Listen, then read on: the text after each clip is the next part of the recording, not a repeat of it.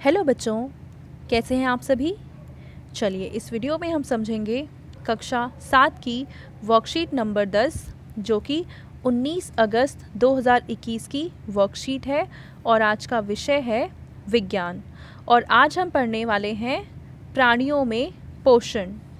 और आज का हमारा सब टॉपिक है दूध के दांत तथा स्थायी दांत।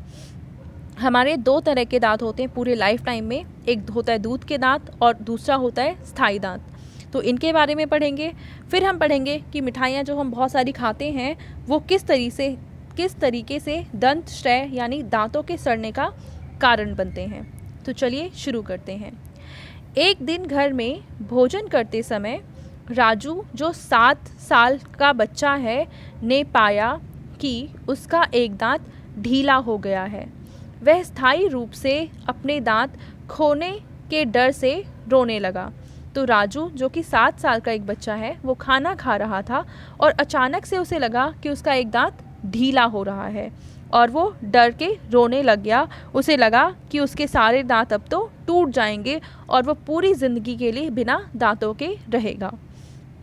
उसकी माँ ने मुस्कुराते हुए उसे दूध के दांत और स्थायी दांत के बारे में बताया। तो माँ तो समझ गई और वो मुस्कुराने लगी और उसने बताया कि बेटा 2 तरह के दांत होते हैं, एक होते हैं दूध के दांत और दूसरी होते हैं स्थायी दांत। दूध के दांत चलिए पता करते हैं ये होते क्या हैं। भोजन को मुख के माध्यम से ग्रहण करते हैं जहाँ वह दांतों की मदद से छोटे छोटे टुकड़ों में पीस दिया जाता है। देखो खाना खाते वक्त हम खाना सबसे पहले मुंह के अंदर डालते हैं और अच्छे से चबाते हैं और चबाने की प्रक्रिया में ये खाना बहुत छोटे छोटे टुकड़ों में टूट जाता है। और किसकी सहायता से टूटता है? तो ये दांतों से टूटता है। ठीक है, तो क्या आप जानते हैं कि हम अपने जीवन में 2 बार दांतों का सेट प्राप्त करते हैं, यानी हमारे पूरे लाइफ टाइम में 2 बार हमारे दांत आते हैं। तो देखते हैं हम पहले दूध के दांत। शैशव काल यानी कि 1 से 2 वर्ष की आयु के दौरान दांतों का पहला सेट निकलता है तथा लगभग 6 से 8 वर्ष की आयु तक ये सभी दांत गिर जाते हैं। यानी दूध के दांत हमें 1 या 2 साल की उम्र में निकलते हैं और 6 से 8 साल के बीच में ये सारे दांत गिर जाते हैं और इन्हें ही कहा जाता है दूध के दांत। अरे हाँ, हम सब अपना दूध का दांत खो चुके हैं। आपको याद है ना कि जब आप 6, 7 या 8 साल के थे आप सबके भी दांत गिरे थे। अगर आपको नहीं याद है तो आप अपने पेरेंट्स से डिस्कस कर सकते हैं। फिर मेरा अभी के दांतों का सेट क्या कहलाएगा? तो अब तो आपके दूध के दांत नहीं रहे हैं, तो अब के दांतों को हम क्या कहेंगे? उनको हम कहेंगे स्थायी दांत। दूध के दांतों के स्थान पर दांतों का दूसरा सेट निकलता है जिन्हें कहते हैं स्थायी दांत। यानी एक बार जब दूध के दांत गिर जाते हैं और उसके बाद जो दूसरे दांत निकलते हैं उन्हें कहा जाता है स्थायी दांत। स्थायी दांत पूरे जीवन भर बने रहते हैं परंतु बुढ़ापे के दौरान गिर सकते हैं। ये पूरे लाइफ टाइम हमारे साथ रहते हैं, पर जब हम बहुत ज़्यादा बूढ़े हो जाते हैं उस वक्त ये दांत गिर सकते हैं। और ये 4 प्रकार के होते हैं। कौन कौन से? पहला कृंतक, दूसरा रदनक, फिर अग्रचवर्णक और उसके बाद है चवर्णक।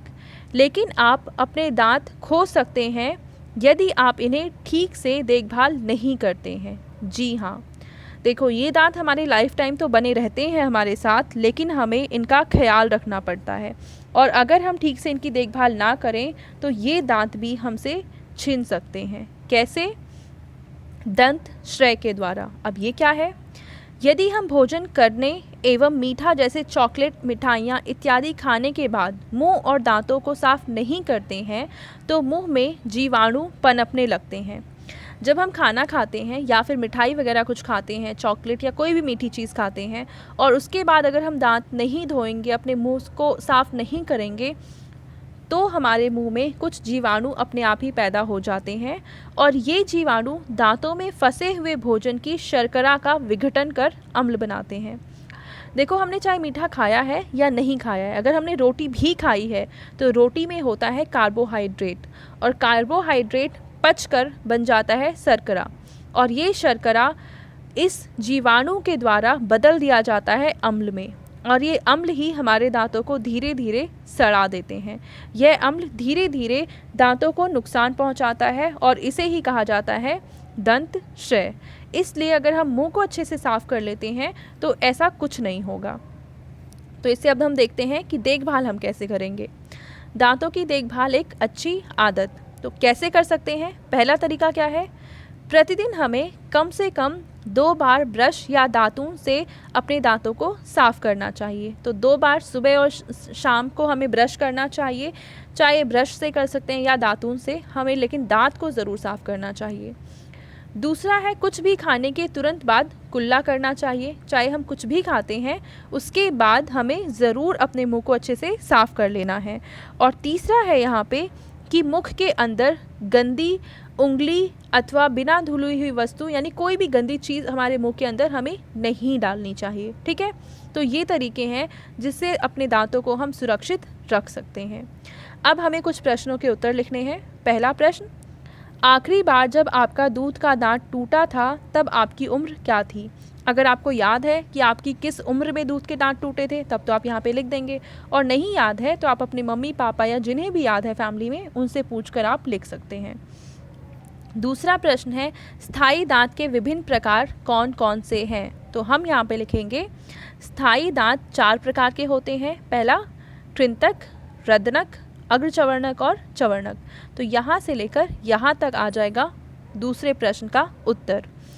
तीसरा प्रश्न है, दंत क्षय के रोकथाम के लिए किन्हीं 3 अच्छी आदतों को लिखें।